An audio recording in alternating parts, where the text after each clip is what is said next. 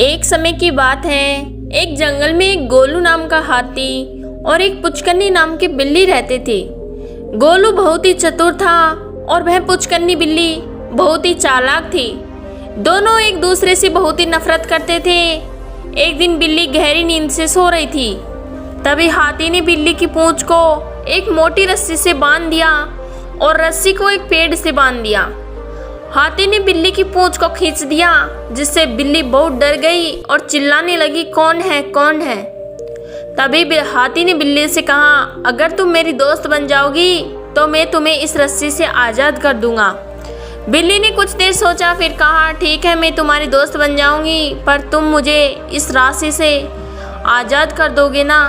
गोलू हाथी ने कहा, हाँ बिल्कुल। फिर हाथी ने बिल्ली को रस्सी से मुक्त कर दिया। बिल्ली ने हाथी को धन्यवाद दिया। हाथी और बिल्ली अब बहुत अच्छे दोस्त बन गए।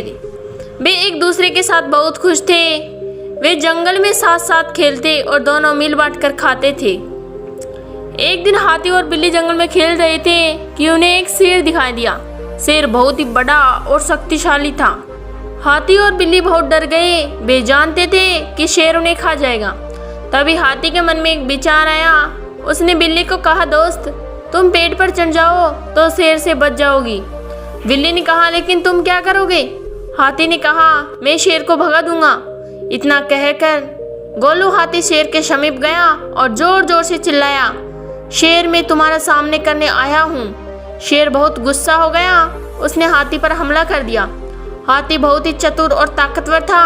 उसने भी शेर पर हमला कर दिया और बहुत मारा। हाथी से मार खाकर जख्मी शेर वहां से भाग खड़ा हुआ।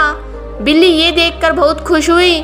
उसने हाथी को धन्यवाद दिया और कहा, तुम मेरे बहुत अच्छे दोस्त हो। हाथी और बिल्ली अब और भी करीब दोस्त बन गए।